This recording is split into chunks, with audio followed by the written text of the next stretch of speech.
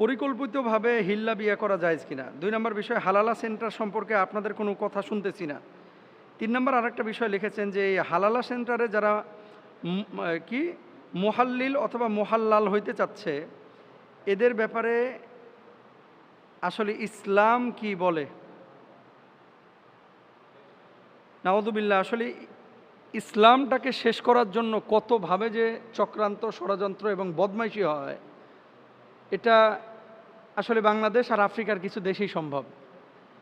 মধ্যপ্রাচ্যে বা ইউরোপে আসলে ইসলামের বিরোধী যারা, তারা কিন্তু ইসলামের এত ক্ষতি করে না। তারা জানে যে আমি কাফের, বেঈমান, আমি ইসলামের বিপক্ষে কথা বলবই। কিন্তু মুসলমান হয়ে শরিয়ায় যে বিষয়টাকে নিষিদ্ধ, সেই বিষয়টাকে, ভাই আপনি একটা হারাম কাজ করতেছেন, নিজে ব্যক্তিগতভাবে করেন, সেটা নিয়ে আমার কোনো সে নাই। এটা আপনার একান্ত নিজস্ব ব্যাপার। আমরা সতর্ক করব, আপনি মানলে মানেন, না হলে না মানেন, এটা একটা একান্ত ব্যক্তিগত ব্যাপার।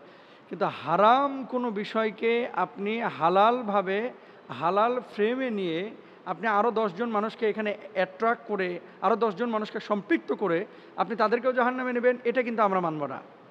এটা আমরা মানতে পারি না। এখন হালালা সেন্টার বা এই যে হিল্লা বিয়া, এটা কি ইসলামী শরিয়ায় এভাবে কি যায়? যেভাবে কৌশল অবলম্বন করে মানুষ যে 3 তালাকের পরে, প্রথমত আপনাকে বুঝতে হবে যে এটা কি, মানে তালাক 1 তালাকের পরে যদি আপনার এই তুহুরের মধ্যে যদি ফিরিয়ে নিয়ে আসেন, তাহলে তো মেলামেশা করলে ওই তালাক ভেঙে যায়। 2য় তালাকের পরে আপনি নিয়ে আসতে পারেন। 3 তালাক বা স্থায়ী তালাকের পরে যদি আপনি ফিরিয়ে না নিয়ে আসেন, ধরেন একেবারে পরিপূর্ণভাবে স্থায়ী বিচ্ছেদ হয়ে গেছে, বিচ্ছেদ হয়ে যাওয়ার পরে এখন কোনো কারণে আবার ওই স্ত্রীকে আপনি নিতে যাচ্ছেন, তো ডাইরেক্ট তো নিতে পারবেন না। কি করতে হবে? যে আরেকজন মানুষের সাথে তার যদি বৈবাহিক সম্পর্ক স্থাপিত হয়, সেখানে যদি মেলামেশা হয়, এরপরে স্বাভাবিক প্রক্রিয়া যদি সে তাকে তালাক দেয়, তাহলে প্রথম স্বামী আবার তাকে বিয়ে করতে পারবে। কথা বুঝছেন? এখন এটাকে কি করছে, ভাড়া করা পাঠা আছে না, পাঠা, ভাড়া করা পাঠা, এই মাদি ছাগলকে পাঠা দেয় না, এই যে এই ভাড়া করা পাঠা দিয়ে বিয়ে করায়া, তারপরে এর সাথে মিলন করে, তারপরে ওখান থেকে তালাক নিয়ে আবার পূর্বের স্বামীর কাছে ফেরানো, এগুলো হচ্ছে ভণ্ডামি, ভণ্ডামি। রাসূল আকরাম সাল্লাল্লাহু আলাইহি ওয়াসাল্লাম কি বলেছেন দেখেন।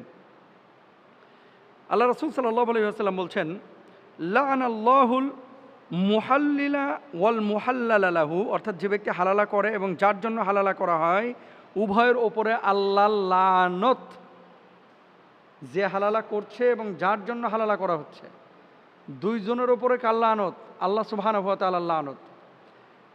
2 নম্বর হাদিস দেখেন, আল্লাহ উখবিরুকুম বিত্তাইসিল মুস্তাআর, ক্বালু বালা ইয়া রাসূলুল্লাহ, ক্বালা হুয়াল মুহাল্লিলু, লাআনাল্লাহুল মুহাল্লিলা ওয়াল মুহাল্লালা লাহু। আমি কি তোমাদেরকে ধার করা সার সম্পর্কে জানাবো না? ধার করা সার, আড়িয়া, আড়িয়া, উত্তরবঙ্গে কি কয়? আড়িয়া। ধার করা সার সম্পর্কে কি আমি তোমাদেরকে জানাবো না? সাহাবীগণ বললেন, অবশ্যই হে আল্লাহ রাসূল সাল্লাল্লাহু আলাইহি ওয়াসাল্লাম, আপনি জানাবেন। তিনি বললেন, সে হলো হালালাকারী ব্যক্তি। আল্লাহ লানত করেছেন হালালা সম্পাদনকারী এবং যার জন্য তা করা হয়। ইবনে মাজার হাদিস নাম্বার হচ্ছে 1936। এবার যে সমস্ত বদমাশ লম্পটগুলো এই সমস্ত কাজগুলো করাচ্ছে, আমার কাছে মনে হয় এগুলো ফেক আইডি দিয়ে করে। কারণ প্রকাশ্যে কোনো মেয়ে বা কোনো ছেলে এই ধরনের কাজ বাংলাদেশে অতীতে সাহস করে নাই। আপনারা জানেন যে বিদেশ থেকে অনেকে ফেসবুক পেজ খুলে বিভিন্ন হুজুরদের নামে ফটোকার্ড বানায়, উল্টাপাল্টা কথা বলে। আবার অনেক সময় উল্টাপাল্টা মেসেজ আপনারা দেখেন যে ফেসবুকে বিভিন্নভাবে কিন্তু এখন ক্রাইম হচ্ছে। তো ফেক আইডি থেকে এভাবে হালালা সেন্টার খোলা হয়তো বা হয়েছে, আমি এগুলো জানিও না বলতে যখন আলোচনা হয়েছে সোশ্যাল মাধ্যমে, তখন দেখলাম যে কিছু একটা এরকম হচ্ছে। এরপরে এটা নিয়ে স্টাডি করলাম, দেখলাম যে মেসাকার অবস্থা, নাউযুবিল্লাহ, এগুলোকে ইসলাম অনুমোদন করে না। আর আরেকটা বিষয়, এই হালালা সেন্টারের মানে আপনার